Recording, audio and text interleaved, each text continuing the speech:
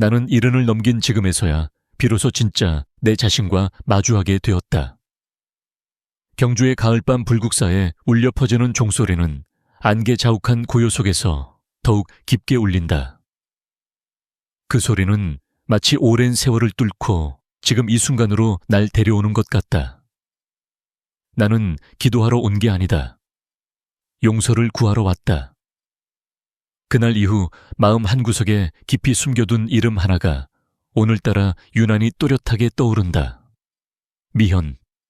그녀와 나는 이곳에서 처음이자 마지막으로 맹세했었다.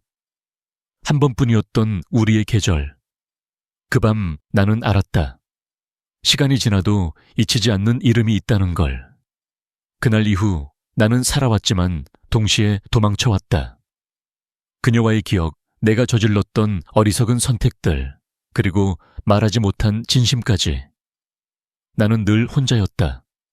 아침이면 뜨거운 차를 끓이고 아무 맛도 느껴지지 않는 국 한 그릇을 먹으며 라디오에서 흘러나오는 트로트 가요를 듣는다. 그러다 문득문득 그때 그녀가 나에게 말하던 그 목소리가 귓가를 맴돈다. 혹시라도 훗날 아무도 나를 기억하지 않더라도 당신은 기억해 줄 거라 믿어요. 이곳 경주에서. 그녀의 말처럼 나는 그 약속을 어긴 죄책감을 지고 살아왔다. 하지만 오늘 밤 나는 마침내 이곳에 돌아왔다. 그녀를 만나러 온 건 아니지만 어쩌면 그녀의 그림자와 다시 마주하고 싶어서일지도 모른다. 손에는 오래된 손수건이 하나 들려있다. 하얀 천 위에 조심스럽게 수놓아진 이름. 미현 그녀가 내게 처음이자 마지막으로 준 선물이었다. 그리고 내가 단 한 번도 버리지 못한 기억이기도 했다. 밤 공기는 차갑고 불빛은 희미하지만 마음속엔 묘하게 따뜻한 감정이 피어오른다. 아무도 없는 법당 마루에 앉아 나는 조용히 눈을 감는다. 이제는 말할 수 있을까? 아니, 이제는 들어줄 리가 없어도 나 자신에게는 말할 수 있을까? 미현아, 잘 있었니? 불국사를 다녀온 다음 날 나는 다시 인천의 작은 고시원 방으로 돌아왔다. 7평. 남짓한 공간. 한쪽 벽에는 전기장판 깔린 얇은 요. 다른 쪽에는 전기 주전자와 컵라면 몇 개가 쌓여 있다. 누가 보면 그냥 노인의 흔한 독거 생활일지도 모른다. 그러나 나에게 이 방은 도피처였다. 과거를 잊기 위해, 사람들을 피하기 위해, 그리고 무엇보다도 나 자신을 마주하지 않기 위해 숨어든 곳. 아침이 되면 자동처럼 움직인다. 한약 냄새가 배어있는 티백을 뜨거운 불에 담그고 오래된 라디오를 켠다. 라디오에서는 어김없이 옛날 트로트가 흐른다. 그 노래들 하나하나가 전부 나의 젊은 시절과 얽혀 있다. 그리고 그녀와의 기억도 함께 따라온다. 가끔 나는 손에 들고 있는 컵을 내려다본다. 창이온이 도는 도자기 컵. 그 안에 담긴 맑은 차 위로 김이 살짝 피어오르다 사라진다. 마치 내 인생의 남은 시간처럼 덧없이 흩어지는 모습이다. 병원에서의 물리치료는 고되지만 이제는 그것조차 내가 누군가와 대화를 나눌 수 있는 유일한 시간이다. 말수적은 간호사와의 몇 마디 지나가는 환자와의 눈인사. 그게 전부다. 내 아들은 미국에 있다. 성공한 것 같긴 하지만 연락은 드물다. 내가 외로워서가 아니라 이제는 그 애와 무슨 말을 해야 할지도 모르겠다. 예전에는 그래도 명절이면 전화라도 왔는데 요즘은 그마저도 없다. 이따금 그녀의 이름을 마음속으로 중얼거린다. 미현. 처음 만났을 때의 그 맑은 눈동자와 웃음소리는 지금도 생생하다. 하지만 내 기억 속 그녀는 늘 마지막 장면에서 멈춰 있다. 등 돌린 채 돌아서던 모습. 비 오는 날 나를 바라보지 않던 그 표정. 나는 그 순간을 지워본 적이 없다. 지울 수도 없었다. 그녀는 내 인생에서 가장 뜨겁고 가장 아픈 장이었다. 그리고 지금 내가 다시 그 이름을 떠올리는 이유는 아마도 인생의 끝자락에 선 지금에서야 진짜 용기를 낼 수 있을 것 같아서일지도 모른다. 그날 저녁 창밖으로 달빛이 스며들었다. 내 방 창문은 북쪽을 향해 있어 가끔 구름 없는 밤이면 달이 정면으로 걸린다. 나는 불을 끄고 창가에 앉아 조용히 달을 바라본다. 그 달빛이 내 얼굴을 비추는 순간 마치 그녀가 다시 날 찾아온 것처럼 마음이 일렁인다. 탁자 위에는 그날 가져온 손수건이 조심스럽게 놓여 있다. 하얀 천에 곱게 수놓인 미현이라는 글자. 그녀가 마지막으로 내게 남긴 유일한 물건이다. 나는 그 손수건을 볼 때마다 마치 시간 여행을 하는 듯한 기분이 든다. 그녀의 손길 천 숨결까지 느껴지는 것만 같다. 라디오에서는 오래된 가요 한 곡이 흘러나온다. 그 사람 그 사랑. 이 노래를 들을 때마다 우리는 늘 불국사 근처의 작은 찻집을 찾곤 했다.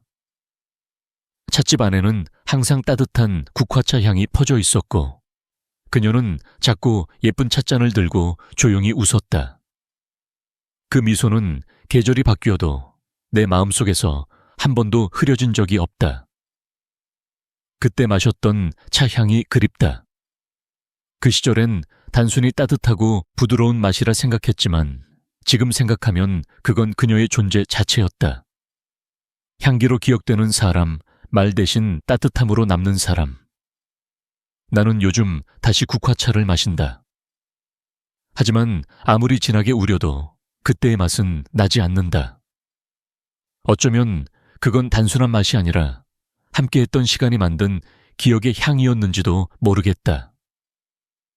밤이 깊어지면 작은 나무 시계가 똑딱똑딱 소리를 낸다. 그 소리는 마치 내 심장 박동처럼 느껴진다. 하나 또 하나.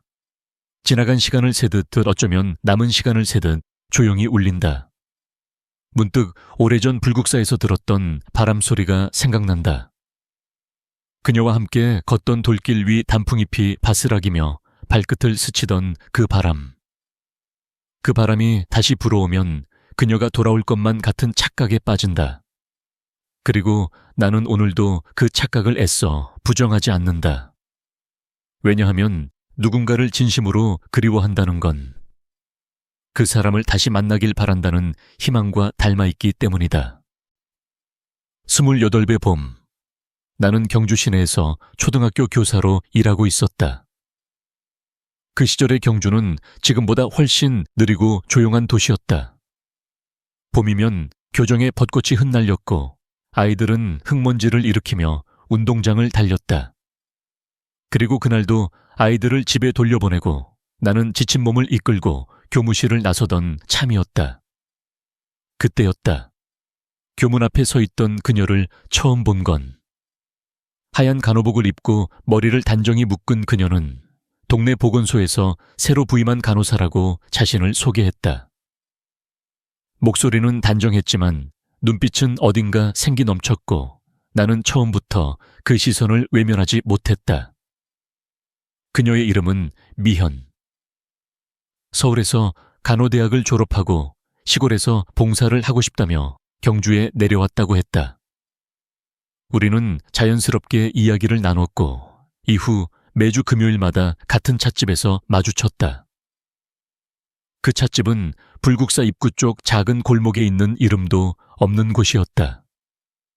나무 문을 열면 짧은 종소리가 났고 주인은 말수가 적었지만 차는 정갈했다. 나는 결혼한 몸이었다. 하지만 그 결혼은 오래전부터 무너지고 있었다. 아내와는 대화도 없고 서로에 대한 애정도 식은 지 오래였다.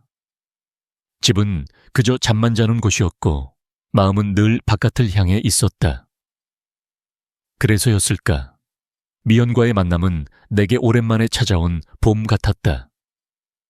그녀와 함께 있을 땐 세상이 조용해졌다. 찻잔을 사이에 두고 마주 앉아 있을 때 나는 내 속에 잠들어 있던 감정을 다시 느끼기 시작했다. 그녀는 아이들을 좋아했고 노인들에게도 전기 많았다. 시장 할머니들에게는 따뜻한 찜질팩을 나눠주고 가난한 집 아이들에게는 영양제도 챙겨주었다. 나는 그런 그녀의 모습에 빠져들 수밖에 없었다. 그녀는 말하지 않아도 마음을 다 전할 줄 아는 사람이었다. 어느 늦어름 저녁 우리는 함께 불국사를 산책했다. 그날따라 사찰안은 한산했고 달빛이 마당을 조용히 비추고 있었다. 나는 그 순간 아무 말 없이 그녀의 손을 살며시 잡았다. 그녀는 놀라지 않았다. 그저 눈을 감고 내 손을 꼭 쥐었다. 그날 이후 우리는 말로 하지 않아도 서로의 마음을 알 수 있었다. 하지만 동시에 그 관계가 오래 갈 수 없다는 것도 알았다. 그녀는 아무 말 없이 나를 받아주었지만 나는 늘 죄책감을 품고 있었다. 그럼에도 불구하고 나는 그 시절의 경주가 좋았다. 미현이 있던 경주. 그녀와 걷던 그 돌길 들꽃이 피어있던 작은 언덕, 그리고 찻집 마루. 그 모든 것이 나에게는 생애 가장 따뜻한 계절이었다. 그날 밤 우리는 다시 불국사에 갔다. 이번엔 여름이 끝나고 가을이 막 시작되던 시기였다. 하늘은 맑았고 바람은 서늘했다. 사찰 앞의 소나무 그림자가 길게 늘어지고 계단을 오르는 내내 나는 말이 없었다. 그리고 그녀도 그랬다. 서로의 침묵 속에서 무언가 전하고 싶은 말이 있었지만 말하지 않기로 약속한 듯이 법당 뒤편 사람들이 잘 모르는 작은 정자에 함께 앉았다. 그곳은 그녀가 제일 좋아하던 자리였다. 나무 마루에 앉으면 정면으로 달이 걸린 듯 보였고 바람소리는 유난히 고요했다. 그녀는 조용히 주머니에서 작은 상자를 꺼냈다. 하얀 손수건이었다. 직접 수놓은 이름, 그리고 옅은 국화 문양이 박혀 있었다. 그녀는 그것을 내 손에 쥐어주며 말했다. 만약 우리가 이대로 헤어진다면 혹시 언젠가 이걸 다시 보면 그때의 마음을 기억해줘요. 나는 대답 대신 그녀를 바라보았다. 그 눈동자 속에는 두려움과 애틋함이 동시에 담겨 있었다. 나는 그 손수건을 꼭 쥐었다. 그리고 조용히 말했다. 나는 당신을 잊지 않을 거야. 이곳, 이 달빛, 이 바람까지 모두 기억할 거야. 그녀는 고개를 끄덕였고 눈가가 살짝 젖어 있었다. 그날 우리는 처음이자 마지막으로 밤늦게까지 함께 있었다. 아무 말 없이 서로의 손을 잡은 채 시간이 멈춘 것 같은 그 자리에서 며칠 후 그녀는 조심스럽게 무언가를 말하려 했다. 하지만 나는 회피했다. 그녀의 눈빛은 달랐고 말끝은 늘 떨려 있었다. 나는 알면서도 모른 척했다. 두려웠다. 그녀의 말이 나의 삶을 송두리째 흔들어 놓을 것 같아서. 그렇게 나는 그녀의 진심을 듣지 못한 채 떠났다. 그녀가 남기려 했던 말이 무엇이었는지 그때는 몰랐지만 지금은 어렴풋이 짐작할 수 있다. 그녀는 내게 무언가를 전하고 싶었고 나는 그것을 감당할 용기가 없었다. 그 손수건은 그 이후로도 내 곁을 떠나지 않았다. 아무도 모르게 나는 그걸 항상 가지고 다녔다. 마치 죄책감의 증표처럼. 그리고 언젠가 다시 그녀를 만난다면 그녀에게 돌려주고 싶었다. 내가 하지 못했던 모든 사과와 함께 가을이 깊어질수록 우리는 더 자주 만났다. 그녀는 여전히 보건소에서 일했고 나는 방과 후에 종종 들렀다. 함께 김장을 담그고 찻집에서 마주 앉아 조용히 하루를 정리하듯 이야기를 나눴다. 어느 날엔 그녀가 도시락을 싸왔다. 따끈한 배추된장국과 집에서 직접 무친 나물 몇 가지. 찬바람 부는 날씨에 나는 그 따뜻함이 눈물나게 고마웠다. 어릴 때 어머니가 해주시던 국이랑 똑같네요. 내가 말하자 그녀는 웃으며 말했다. 그런 맛은 기억으로 남는 거래요. 당신도 언젠가 이 국맛을 떠올리게 되겠죠. 그 말이 어딘가 묘하게 마음에 걸렸다. 마치 이 모든 것이 오래가지 않을 것임을 예고하는 듯한 그런 말투였다. 그녀는 자주 작은 노트를 펼쳐 무언가를 적었다. 처음엔 단순한 메모인 줄 알았지만 어느 날 몰래 보니 그 안에는 오늘 당신이 내 이름을 처음 불렀다. 당신 손이 차가웠다. 그래서 내가 더 꼭 잡았다. 이런 문장들이 빼곡히 적혀 있었다. 나는 아무 말 없이 노트를 덮어주었다. 그리고 그녀의 손을 잡았다. 그녀는 놀라지 않았다. 다만 아주 조용히 속삭였다. 가끔은요, 행복한 날들이 더 무서워요. 그게 끝날 걸 알고 있으니까요. 그날 이후 나는 그녀와의 시간을 더 소중히 여기게 되었다.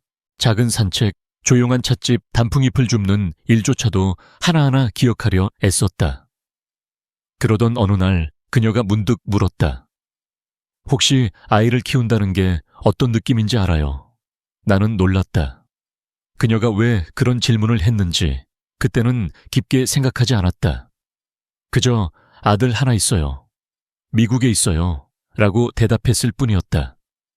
그녀는 고개를 끄덕였지만 말없이 창밖을 바라보았다. 그 눈빛 속에는 무언가 말하지 못한 진심이 담겨 있었고 나는 그걸 외면했다. 늘 그랬듯이. 겨울이 시작될 무렵 나는 서울 본가로 불려갔다. 아내가 이상하리 많지 차분한 목소리로 전화를 걸어왔다. 당신 경주에서 무슨 일이 있었는지. 나 다 알아. 심장이 철렁 내려앉았다. 그동안 들키지 않을 거라 믿었던 비겁함이 그날 한순간에 무너졌다. 아내는 직접 경주로 내려왔고 어느 날 보건소 앞에서 나와 미현이 함께 있는 모습을 본 것이라 했다. 그 순간부터 모든 게 빠르게 무너져갔다. 우리 아들 앞에서 이게 아버지의 모습이야. 그녀는 울지도 않았다. 그 차가운 말투가 더 아프게 다가왔다. 며칠 후 나는 아내와 그녀의 부모님 앞에 앉아 있었다. 도망칠 수도 부인할 수도 없었다. 나는 죄인처럼 고개를 숙인 채 모든 비난을 받아들였다. 아내는 마지막으로 한마디만 남기고 나를 집에서 쫓아냈다. 지금 당장은 이혼 못해. 우리 아들 때문에. 하지만 당신은 더 이상 내 남편도 아버지도 아냐. 그 말을 들은 날 밤 나는 경주로 다시 내려갔다. 하지만 그녀를 만날 수는 없었다. 보건소는 문이 잠겨 있었고 집은 텅 비어 있었다. 그녀가 떠난 것이다. 나는 급하게 찻집에 갔지만 주인도 그녀가 어디로 갔는지 몰랐다. 그녀는 흔적도 남기지 않고 사라졌다. 그제야 나는 깨달았다. 내가 만든 파문이 단지 내 삶만 망가뜨린 게 아니라 그녀의 세계도 무너뜨렸다는 것을. 그날 밤 불국사로 올라갔다. 쏟아지는 눈 속에서 나는 그 정제 혼자 앉아 있었다. 그녀가 앉았던 자리에 손수건을 꺼내 손에 쥐고 수없이 이름을 불렀다. 미현아, 미현아. 하지만 그 눈 속에서 돌아오는 건 아무런 대답도 아무런 흔적도 아니었다. 그저 내 숨소리만이 희미하게 퍼져나갔다. 그날 이후 나는 살아있으면서도 죽은 듯한 나날을 보냈다. 모든 것이 무너졌고 내 안에는 텅 빈 공간만이 남았다. 처음엔 부정하고 싶었다. 그녀가 떠났다는 사실, 내가 돌이킬 수 없는 선택을 했다는 현실. 며칠간 술에 의존했다. 라면도 끓이지 않은 채 소주 한 병만을 들고 앉아 그녀가 남긴 손수건을 가만히 바라보았다. 그때 왜 말하지 않았니? 왜 그냥 떠났니? 아니, 왜 나는 너를 놓았을까? 내 속에서 끓어오르는 자책과 분노는 결국 나 자신을 향했다. 나는 왜 그때 도망쳤을까? 왜 그녀가 하려던 말을 끝까지 듣지 않았을까? 혹시 그녀는 내게 중요한 이야기를 하려 했던 건 아닐까? 내 아이에 대한 이야기였을까? 우리의 미래에 대한 마지막 시도였을까? 생각이 꼬리에 꼬리를 물고 이어졌다. 마치 수십 년이 지난 지금처럼 그 순간을 매일 다시 떠올렸다. 시간이 흐르면서 그녀의 부재는 일상 속에 스며들었고 나는 점점 말수가 줄어들고 사람들을 피하게 되었다. 학교도 그만두고 서울을 떠나 인천으로 향했다. 아무도 없는 도시의 뒷골목에서 나는 다시 없던 사람이 되었다. 존재하지만 기억되지 않는 사람, 그게 나였다. 밤이면 문득 그녀의 목소리가 귓가에 들리는 듯했다. 당신은 언제쯤 당신 자신에게 솔직해질 수 있을까요? 그 말은 현실이 아닌 환상이었지만 나는 그 질문 앞에서 늘 멈칫했다. 나는 용기가 없었다. 용서를 구할 용기, 다시 마주할 용기, 그리고 무엇보다 진심을 끝까지 지킬 용기가.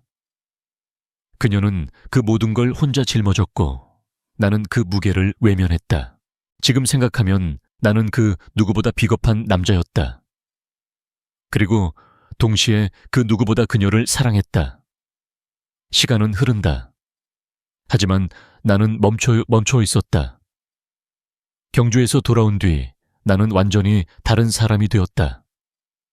사람들과의 연락을 끊었고 교사직도 조용히 사표를 냈다.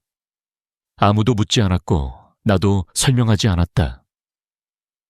그저 그렇게 서서히 모든 관계에서 사라져갔다. 인천의 낯선 골목 창문 없는 고시원 방. 나는 거기서 새로운 삶을 시작했다.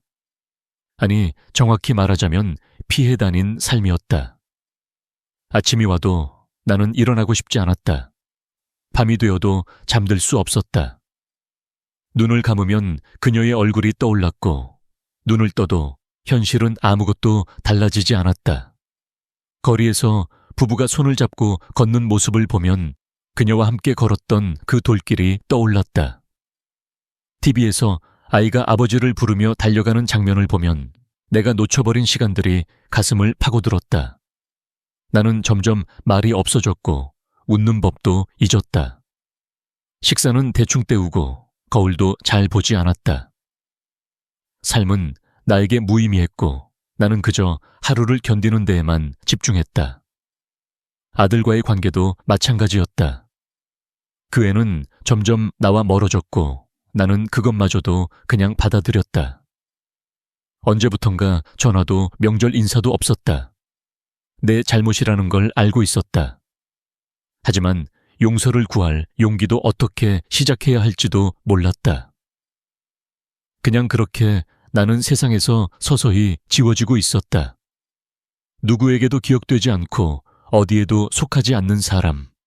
그게 내 현실이었다. 혼자인 시간이 길어질수록 나는 점점 더 안으로 파고들었다. 말을 하지 않으니 생각이 많아졌고 생각이 깊어질수록 마음은 더 어두워졌다. 어느새 내겐 아무도 없었다. 친구들도 동료들도 가족도. 전화벨이 울리지 않는 것은 당연했고 현관문을 두드리는 사람도 없었다. 가끔 문득 이런 생각이 들었다. 혹시 내가 내일 죽어도 누가 먼저 알아차릴 수 있을까? 그 질문은 내 가슴 깊숙한 곳에 오래도록 남았다. 나조차도 나를 점점 잊어가고 있었으니까. 밤이면 불면증이 찾아왔다. 불을 끄고 누워도 눈꺼풀은 무겁지 않았다. 그저 천장을 멍하니 바라보다가 끝내 다시 라디오를 켰다. 익숙한 트로트 멜로디, 하지만 그 안에 담긴 가사는 더 이상 위로가 되지 않았다. 오히려 옛 기억을 자꾸만 파내는 바늘처럼 느껴졌다. 식사는 더 엉망이 되었다. 편의점 도시락이나 컵라면으로 끼니를 때웠고 김치 하나 없이 밥만 넘기던 날도 많았다. 입맛이 없는 게 아니라 맛이라는 개념 자체가 사라져버린 것 같았다. 혼잣말이 늘었다. 왜 그랬을까? 그때 돌아섰을 때 조금만 용기 냈더라면 혹시 그녀도 나처럼 후회하고 있었을까? 하지만 어떤 질문에도 답은 돌아오지 않았다. 대답 없는 시간들만 흐를 뿐이었다. 창밖에서는 아이들의 웃음소리가 들려왔다. 그 소리조차 이제는 낯설게 느껴졌다.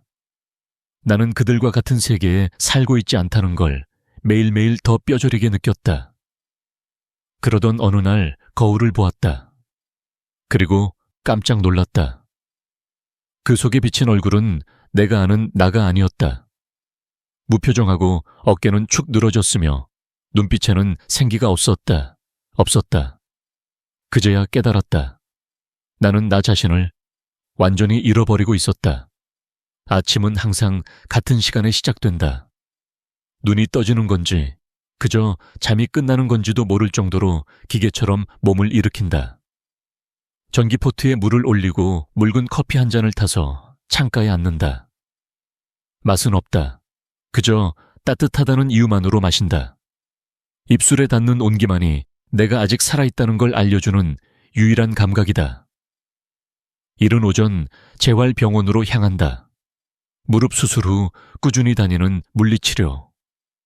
의사도 간호사도 환자들도 매일 같은 얼굴이지만 우리는 서로의 이름을 묻지 않는다. 그냥 그런 사이, 아무 일도 아무 감정도 생기지 않는.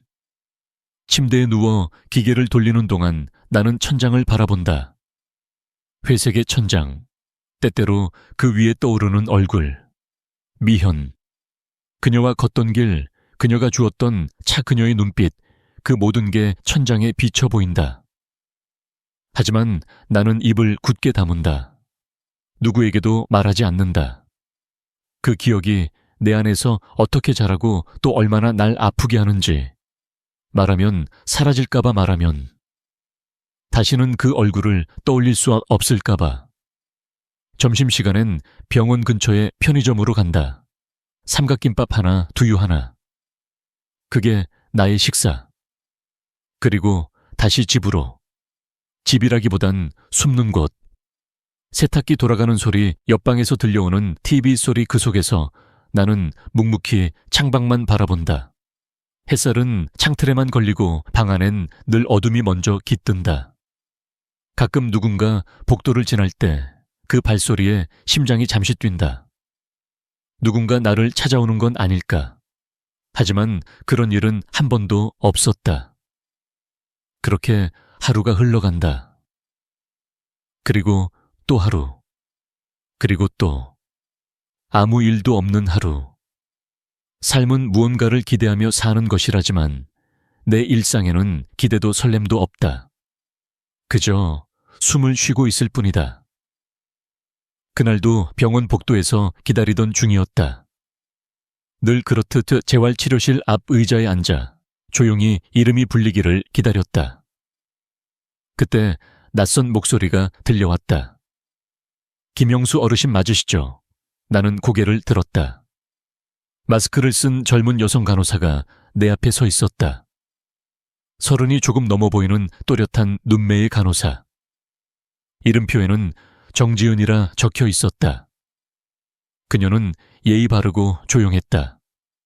하지만 어딘가 모르게 눈빛이 따뜻했고 그 시선 속엔 이상하리만치 익숙한 느낌이 있었다. 그날부터 그녀가 내 담당 치료사로 배정되었다.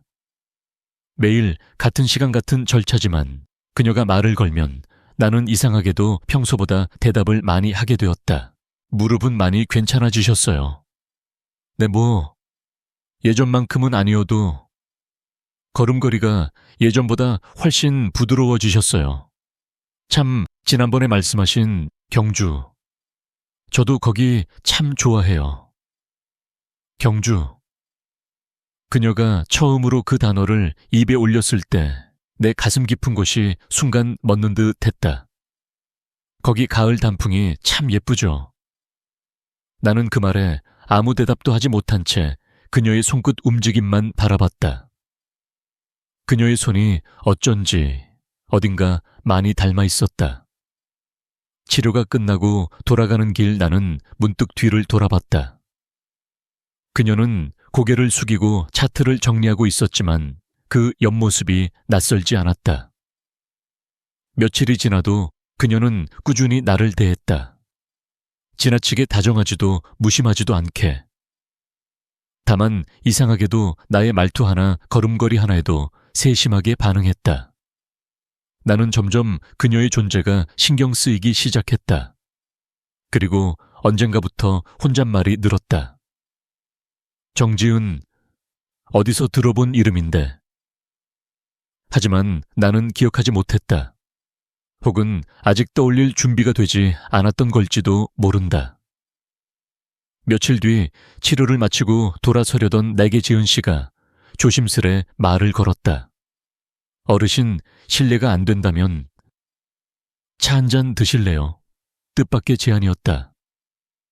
나는 놀라 잠시 머뭇거렸지만 그녀의 표정은 어딘가 단호하면서도 따뜻했다.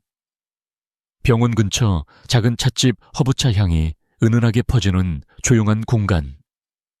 우리는 마주 앉았다. 사실 말씀드리고 싶은 게 있어요. 그녀는 천천히 말을 이었다. 저 어르신 성함 듣고 처음엔 믿기지 않았어요. 하지만 치료하면서 점점 확신이 들었어요. 그리고 이걸 보면서 확신했죠. 그녀는 조심스레 가방에서 무언가를 꺼냈다. 하얀 손수건이었다. 오래돼 색이 바래고 모서리에는 작게 수놓아진 이름. 미현, 그 순간 내 손이 떨렸다. 말문이 막혔다. 그녀는 알고 있었다. 아니, 그녀는 그 아이였다. 어르신, 저는 미현 씨의 딸이에요.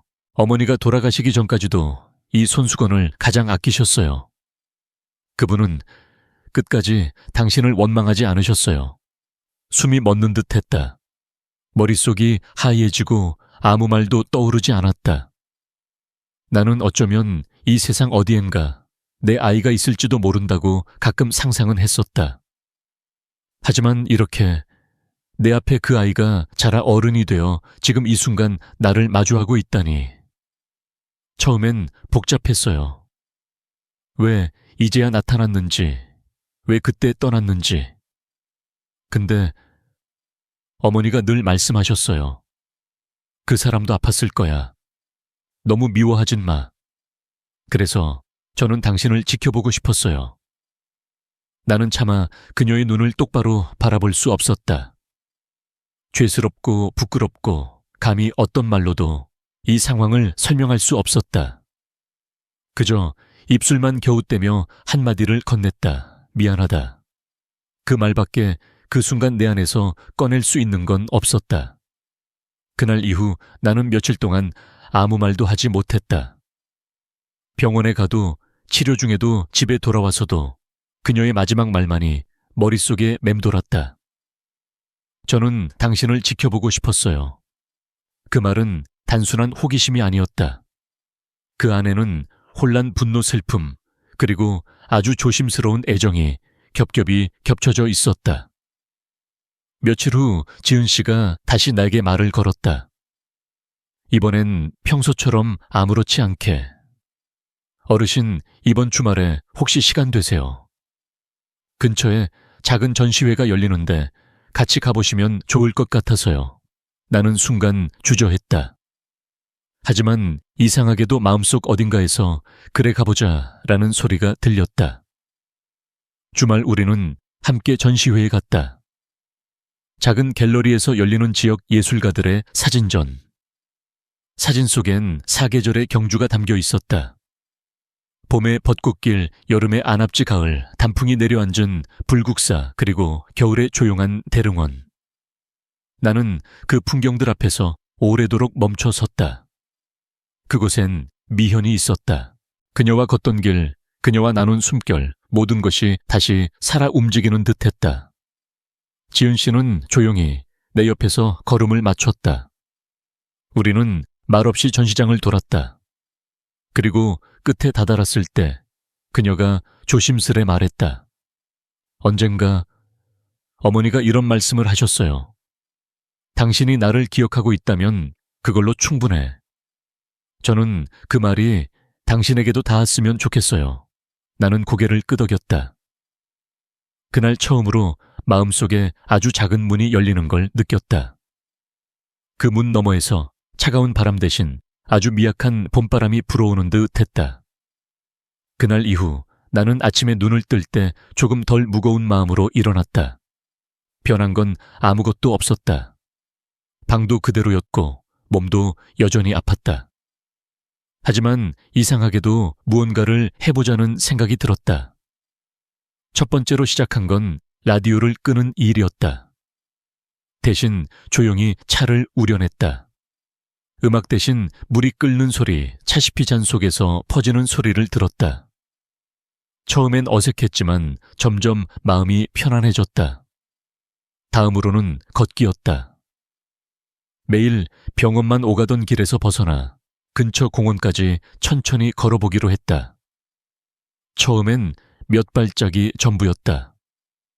무릎이 뻐근했고 숨도 차올랐다. 하지만 벤치에 앉아 햇살을 받으며 쉬는 그 시간이 오랜만에 살아있다는 느낌을 주었다. 며칠 후 지은 씨가 말했다. 어르신 혹시 글 써보신 적 있으세요? 병원에서 운영하는 실버 수필반이 있는데 함께 가보실래요? 나는 망설였다. 글을 쓰는 일이라니 너무 오래된 감각이었다. 하지만 또 한편으로는 그동안 말로 하지 못한 것들을 적어보고 싶다는 생각도 들었다. 그렇게 나는 매주 수요일 오후 작은 교실에서 연필을 잡게 되었다. 처음에는 이름만 적고 빈 종이를 바라보다가 어느 날 한 문장을 적었다. 그녀의 이름은 미현이었다. 그 문장 하나를 쓰고 나니 마치 무언가가 터져나오듯 손이 움직이기 시작했다. 기억, 풍경, 냄새, 감정, 그 모든 것이 종이 위로 흘러들었다. 글을 쓰는 시간은 내가 나를 다시 만나는 시간이기도 했다. 숨기고 있던 감정들을 직면하고 조금씩 내려놓는 연습. 수업이 끝나고 돌아가는 길 지은 씨가 웃으며 말했다. 글 좋았어요. 그 사람도 어디선가 보고 있을 거예요. 나는 대답 대신 하늘을 올려다보았다. 구름 사이로 햇살이 스며들고 있었다. 처음엔 어색했다. 오랜만에 누군가와 함께 무언가를 한다는 것, 무언가에 시간을 쓰고 마음을 담는다는 것이 어쩐지 내게는 낯선 일이었다. 수필반 수업 시간에 다른 노인들은 가족 이야기를 하고 손주 자랑을 하며 웃음을 나눴다. 나는 그 대화에 쉽게 끼어들지 못했다. 괜히 내 과거가 드러날까 두려웠고 내가 가진 빈자리들이 더 크게 느껴질까봐 조심스러웠다. 하지만 한 글자 두 글자 써내려가면서 내 안에 켜켜이 쌓인 시간들이 천천히 녹아내리는 걸 느꼈다. 어느 날 나는 이런 문장을 적었다. 나는 지금 누군가에게 미안하고 또 누군가에게 고맙다. 그리고 그 두 감정이 내 남은 삶을 따뜻하게 만든다. 그날 집으로 돌아오는 길 지은 씨가 내 옆을 천천히 걸었다. 어르신, 예전엔 아버지에 대해 많이 원망했어요. 왜 우리를 버렸는지, 왜 어머니를 힘들게 했는지. 하지만 요즘은 생각이 달라졌어요. 나는 조용히 그녀를 바라보았다. 그녀는 하늘을 보며 계속 말했다. 사람은 누구나 실수해요. 중요한 건 그걸 인정하고 그 이후에 어떻게 살아가느냐인 것 같아요. 지금의 어르신은 그걸 하고 계신 것 같아요. 그 말을 듣는 순간 마음 한구석이 찢어질 듯 아팠고 동시에 이상하리만큼 따뜻했다. 나는 입을 열었다. 나는 내게 아버지라고 불릴 자격은 없어. 하지만 그래도 이렇게 옆에 있어줘서 정말 고맙다. 그녀는 아무 말 없이 고개를 끄덕였다. 그 작고 조용한 고갯짓이 내 마음에 오래도록 남았다. 그날 밤 나는 오랜만에 전등을 끄고 누웠다. 라디오도 켜지 않고 책도 펴지 않았다. 그저 어둠 속에서 조용히 눈을 감았다. 그리고 처음으로 아무런 불안도 없이 깊은 잠에 빠져들었다. 수필반이 끝나고 며칠 뒤 병원 게시판에 작은 안내문이 붙었다. 어르신 글쓰기 발표회, 신청자 접수 중. 직원들이 어르신들이 쓴 글 중 일부를 낭독하는 자리를 마련한다는 것이었다. 나는 그냥 지나치려 했다. 이름을 올릴 생각도 없었고 누구 앞에서 내 이야기를 꺼내는 건 여전히 두려운 일이었다. 그런데 다음 날 지은 씨가 말했다. 저 신청했어요. 나는 놀라 그녀를 바라보았다. 뭐를 어르신 대신 발표요. 어르신이 쓴 글 제가 읽어도 괜찮을까요? 말을 잇지 못했다. 창피함과 감사함이 동시에 밀려왔다. 그녀는 웃으며 덧붙였다. 전 읽을 자격 있다고 생각해요. 그리고 누군가 어르신 이야기를 들어야 한다고 생각했어요. 발표회 날 나는 뒤쪽 의자에 조용히 앉아 있었다. 지은 씨가 마이크 앞에 섰고 내 글을 천천히 읽기 시작했다. 나는 한때 너무 큰 잘못을 했고 너무 오랜 시간 도망쳤다. 그런데 누군가 내게 조용히 손을 내밀어 주었다. 그래서 지금 나는 늦게나마 사람답게 살아보고 있다. 청중은 조용히 숨을 죽였다. 그녀의 목소리는 떨림없이 그러나 아주 조심스럽고 따뜻했다. 그 순간 나는 내가 처음으로 누군가에게 이해받고 있다는 감정을 느꼈다. 발표가 끝난 뒤 몇몇 사람들이 다가와 말했다. 글 정말 좋았어요. 힘든 시간이 있었겠네요. 그래도 잘 버티셨어요. 나는 고개만 끄덕였지만 가슴속에는 작은 불이 환하게 켜지는 느낌이었다. 그날 밤 오랜만에 손수건을 꺼내 들었다. 색이 바래고 실밥이 튀어나왔지만 그 안에는 여전히 그녀의 온기가 남아있는 듯했다. 나는 작게 중얼거렸다. 미현아, 나 이제 조금씩 제대로 살아보려 해. 그날 이후 나는 매일 아침 창문을 먼저 열었다. 차가운 바람이 들어오든 햇살이 들어오든 무언가를 받아들이는 일이 이제는 더 이상 두렵지 않았다. 거울을 보는 습관도 조금씩 돌아왔다. 예전에는 내 얼굴이 낯설고 지워버리고 싶은 과거처럼 느껴졌지만 지금은 주름 하나하나에 이야기가 담겨 있다는 걸 조금은 인정할 수 있게 되었다. 식사도 달라졌다. 편의점 도시락 대신 시장에 가서 김치를 사고 멸치를 사고 작게나마 국을 끓이고 밥을 지었다.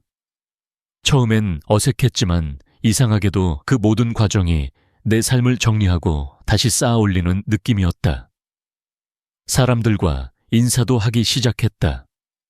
병원 복도에서 마주치는 노인에게 가볍게 목례를 하고 글쓰기 수업에서 다른 사람 이야기를 들으며 가끔은 웃음도 흘렸다. 어느 날 지은 씨가 말했다. 어르신 요즘 얼굴빛이 훨씬 좋아지셨어요. 눈도 전보다 더 반짝여요. 나는 농담처럼 말했지만 그 말이 정말로 마음속에 오래 남았다. 그래, 이제 좀 사람처럼 보여, 네. 이제야 진짜 제 어머니가 기억하던 그 사람이 된 것 같아요. 그 말의 순간 목이 뜨거워지고 가슴이 벅차올랐다. 그녀가 내게 했던 말 이해하고 싶다는 그 눈빛이 이젠 믿고 싶다는 눈빛으로 바뀌어 있었다. 나는 더 이상 과거에 머물러 있지 않았다. 그리고 비로소 알게 되었다. 사람은 누구나 실수하고 누구나 무너질 수 있다. 하지만 누군가가 내민 손을 잡는 순간부터 우리는 다시 시작할 수 있다는 걸. 내 안의 가장 어두운 방에 이제는 작은 불이 켜졌다. 아직 희미하지만 분명히 따뜻한 빛. 그 불빛 아래에서 나는 다시 사람을 바라보고 다시 나 자신을 마주하게 되었다. 며칠 전 지은 씨가 조심스레 말을 꺼냈다. 어르신 혹시 시간 괜찮으시면 한 군데 같이 가주실 수 있을까요? 그녀는 나를 경기도 외곽의 한 오래된 단독주택으로 이끌었다. 조용한 골목, 잘 가꿔진 작은 정원. 그 앞에 서 있는 순간 어딘가 낯익은 기분이 스쳤다. 여기 어머니가 돌아가시기 전까지 사시던 곳이에요. 그리고 어르신이 알아야 할 게 하나 있어요.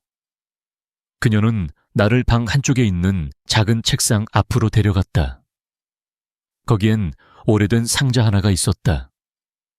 손때가 많이 묻은 나무 상자. 그 안에는 낡은 편지 한 통이 들어 있었다. 이건 어머니가 돌아가시기 직전에 저한테 남긴 거예요. 그리고 그 안엔 당신 이름이 있었어요. 나는 천천히 그 편지를 펼쳤다. 글씨는 흐려졌지만 그 필체는 잊을 수 없는 미연의 것이었다. 지은아, 혹시라도 네가 그 사람을 다시 만나게 된다면 미워하지 말아줘. 그는 겁이 많았지만 나를 사랑했어. 그리고 너를 정말 소중히 여겼을 거야. 네가 누구인지 그 사람은 몰랐을 거야. 내가 끝까지 말하지 않았으니까. 하지만 이제 나는 너희 둘이 만나는 걸 운명이라 부르고 싶어. 손끝이 떨렸다. 숨이 막혔다. 나는 믿을 수 없었다. 지은이, 그녀가 남긴 딸, 그리고 그 딸이 내 앞에 지금 이 순간 이렇게 살아서 내 곁에 있었다는 걸. 지은 씨는 나를 바라보며 말했다. 어머니가 말하지 않으셨다고 했죠. 하지만 저는 알았어요. 어릴 때 어머니가 몰래 울던 밤 당신의 이름을 부르던 걸 들었어요. 그리고 그 손수건, 그게 결정적이었어요. 나는 무릎을 꿇었다. 바닥이 차가웠지만 그보다 더 아픈 건 내 가슴속 깊은 곳에서 솟아오른 후회였다. 나는 너를 몰랐다. 그 어떤 것도 몰랐어. 그게 더 큰 죄라는 걸. 이제야 알겠구나. 지은 씨는 말없이 내 곁에 앉았다. 그리고 아주 천천히 내 손을 조심스레 잡았다. 저도 이제서야 말할 수 있어요. 저 당신을 용서하고 싶어요. 그 한마디에 숨죽이고 있던 시간들이 한꺼번에 무너졌다. 나는 울었다. 내가 지금껏 숨겨왔던, 감춰왔던, 버티어왔던 모든 것이 그 눈물 속에서 흘러내렸다. 그날 밤 나는 잠들 수 없었다. 방 안에는 불도 껐는데 자꾸만 그녀의 얼굴이 떠올랐다. 지은이, 그 애는 나를 아버지라 부르지도 않았고 또 그럴 마음도 없을 것이다. 하지만 나는 마음 깊은 곳에서부터 그 애에게 다가가고 싶어졌다. 처음엔 두려웠다. 내가 무엇을 감히 바랄 수 있을까? 잃어버린 세월이 몇십 년인데 이제 와서 뭘 치울 수 있을까? 그러나 다시 생각했다. 지은 씨가 말했잖아. 용서하고 싶다고. 그 한마디는 내게 생명줄 같았다. 누군가 나를 그 어두운 시간 속에서 꺼내주는 손길처럼 느껴졌다. 침대맡에 놓인 조그마한 사진, 액자 미현이 젊은 시절 웃고 있는 사진. 나는 조용히 그 앞에 무릎 꿇고 속삭였다.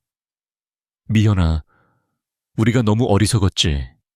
나는 책임지는 게 두려웠고 넌 그 모든 걸 혼자 짊어졌구나. 미안하다. 정말 미안하다. 눈물이 멈추질 않았다.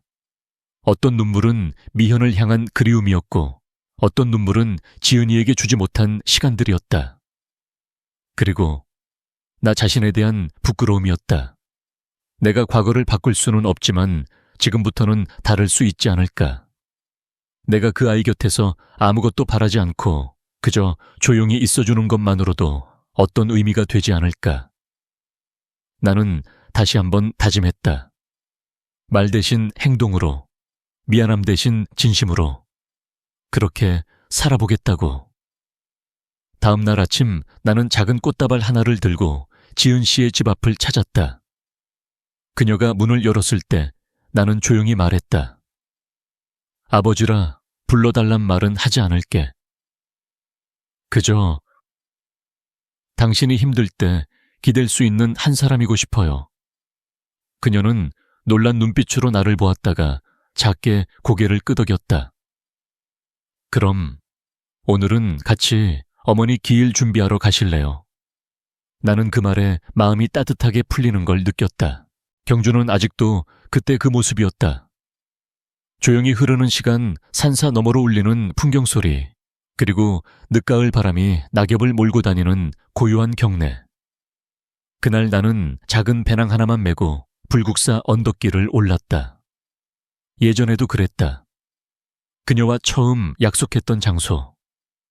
서로 말없이 손을 꼭 잡고 조용히 절마당을 걸었던 그날. 이번에도 나는 말없이 앉아 있었다. 바람결에 실려오는 약초 냄새, 향 냄새, 그리고 멀리서 들려오는 스님의 독경 소리. 모든 게 마음을 가라앉히는 힘이 있었다. 그리고 그녀가 나타났다. 많은 시간이 흘렀음에도 나는 단번에 알아볼 수 있었다.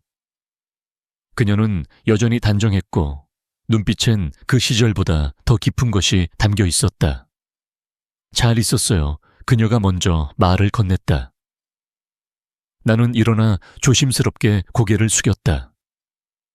네, 오래간만입니다. 이렇게 다시 여기서 뵐 줄은 몰랐습니다. 그녀는 미소 지었다. 햇살이 옅게 그녀의 얼굴을 감싸 안고 있었다. 당신 아직도 이곳을 기억하네요. 잊을 수 없었어요. 그날도 당신도. 잠시 침묵이 흘렀다. 그녀는 작은 천포대에서 곱게 접힌 헌화를 꺼내더니 정성스럽게 부처님 앞에 놓았다. 나는 그녀 옆에 앉았다. 두 사람 사이에 말은 없었지만 바람과 기억이 오갔다. 그녀가 천천히 말을 꺼냈다. 지은이, 알고 있어요. 당신이 병원에 계셨을 때 아이가 말하더군요. 혼란스럽고 아팠지만 이제는 이해하고 싶어졌어요. 나는 고개를 숙였다. 미연 씨는 여전히 날 원망해도 당연한데 그녀의 목소리는 담담했고 그 안엔 오래된 감정이 가라앉은 평온함이 있었다. 우리 이제는 서로를 용서해도 되지 않을까요? 나는 그녀를 바라봤다. 그 눈빛 속에는 청춘의 약속도 상처도 그리고 지금의 따뜻함도 함께 담겨 있었다. 나는 천천히 고개를 끄덕였다. 고맙습니다. 그렇게 말해줘서 정말 고맙습니다. 그녀는 작게 웃었다. 그녀는 손을 무릎 위에 포개어 얹고 잠시 하늘을 바라보았다. 경주의 가을 하늘은 말없이 높고 그녀의 눈빛도 그 하늘처럼 잔잔했다. 나는 오랫동안 당신을 원망했어요. 그녀의 목소리는 부드러웠지만 그 안엔 쌓인 세월이 있었다. 그날 이후 당신이 떠나고 나서 내 삶은 많이 달라졌어요. 혼자서 아이를 키우고 부모님께 말도 못한 채 가슴에 묻고 살았죠. 나는 말없이 그녀의 말을 들었다. 말이 떠오르지 않았다. 모든 말은 너무 가볍고 그녀의 삶 앞에 부족했다. 그녀는 이어서 말했다. 하지만 지금은 이렇게 생각해요. 누군가를 미워한 채로 노년을 살고 싶지는 않다고요. 나는 조심스럽게 품 안에서 오래된 노란 손수건을 꺼냈다. 그녀가 예전에 나에게 건네준 것. 그때 헤어지기 직전 나에게 잊지 말라며 전해준 그 손수건. 나는 그것을 그녀의 손에 올려놓았다. 여기 있어요. 한 번도 버리지 못했어요.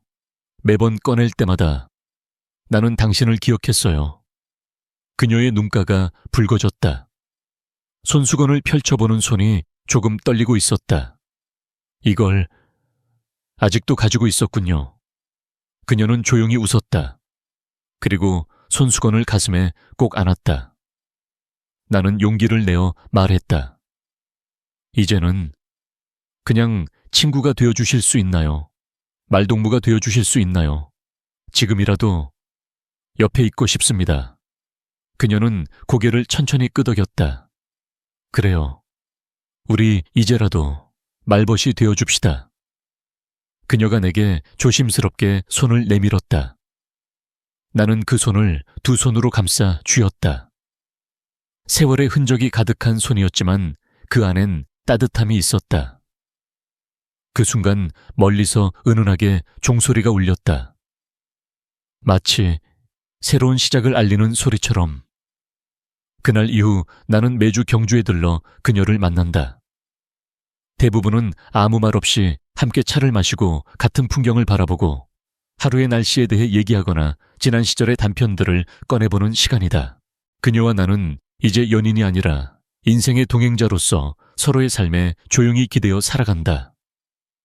예전 같았으면 이게 무슨 의미가 있을까 하고 의심했을지 모른다. 하지만 지금의 나는 안다. 이런 시간이, 이런 평범함이야말로 가장 소중한 것이라는 걸. 사람은 나이를 먹을수록 더 많은 것을 잃고 더 많은 후회를 안게 된다. 하지만 그 속에서도 무언가를 다시 찾을 수 있다면, 누군가에게 용서를 구하고 또 누군가를 용서할 수 있다면 그것만으로도 우리는 충분히 살아갈 이유가 있다. 나는 내 지난 날을 떠올리며 자주 스스로에게 묻곤 한다. 왜 그땐 그랬을까? 왜 아무 말도 하지 못했을까? 왜 그렇게 쉽게 등을 돌렸을까? 하지만 이제는 그 질문을 그저 흐르는 물처럼 흘려보낸다. 그 대신 이제는 이런 마음으로 살아간다. 지금 이 순간 내가 할 수 있는 가장 따뜻한 선택은 무엇일까? 과거는 바꿀 수 없지만 현재는 내가 선택할 수 있고 미래는 내가 바라는 대로 만들어갈 수 있다. 그리고 그 미래에는 그녀가 있다. 내 딸이 있다. 그리고 나 자신도 있다. 나를 용서한 내가, 나를 받아들인 내가, 나를 조금은 이해하게 된 내가. 봄비가 조용히 내리는 날이었다. 나는 익숙한 골목길을 따라 경주의 작은 찻집으로 향했다. 그녀는 이미 도착해 창가 자리에 앉아 있었다. 흐린 유리창 너머로 보이는 초록의 산책길 우산을 나란히 쓰고 걷는 사람들, 비에 젖은 나무 냄새까지. 모든 것이 조용히 조심스럽게 시간을 감싸 안고 있었다. 나는 자리에 앉아 따뜻한 유자차를 시켰다. 그녀는 아무 말 없이 내 잔에 유자청을 한 스푼 떠 넣어주었다. 그 작은 동작에서 말로 표현할 수 없는 온기가 전해졌다. 우리는 그저 그렇게 말없이 차를 마셨다. 조용한 찻집 안에는 오래된 클래식 음악이 흐르고 있었고 유리창 밖 풍경은 마치 수묵화처럼 번지고 있었다. 나는 문득 이곳에서 처음 그녀를 다시 만났던 날을 떠올렸다. 그리고 다시는 잃고 싶지 않다고 다짐했던 그 순간을. 시간은 우리에게 많은 것을 앗아갔지만 또 많은 것을 되돌려주기도 했다. 이제는 더 이상 무언가를 증명하려 하지 않아도 괜찮다. 그저 이 순간이, 이 따뜻한 찻잔 하나가, 서로의 존재가 삶의 답이 되어준다는 걸 나는 안다. 오늘 제 이야기를 끝까지 들어주신 여러분께 진심으로 감사의 인사를 전합니다. 누군가의 삶은 조용히, 그러나 깊이 흐르는 강물과 같습니다. 돌아보면 용서하지 못했던 순간들이 있고 또는 외면했던 진실들이 있습니다. 하지만 시간이 흐른 후 그 모든 순간조차도 우리의 삶을 완성하는 한 조각이 됩니다. 사랑이 늦게 오는 것처럼 보일지라도 그 사랑은 오히려 더 깊고 따뜻합니다. 그리고 그 사랑은 우리를 다시 사람으로 살아가게 합니다. 혹시 이 이야기가 당신의 마음에 작은 울림이 되었다면 그것만으로 저는 충분합니다. 오늘 하루도 당신의 삶이 따뜻한 차 한 잔처럼 조용히 그러나 깊이 당신을 위로해 주길 바랍니다. 다음 이야기에서 또 인사드릴 수 있기를 바라며 좋아요와 구독은 저에게 큰 힘이 됩니다. 우리의 다음 만남을 위해 지금 구독 버튼을 눌러주세요. 감사합니다.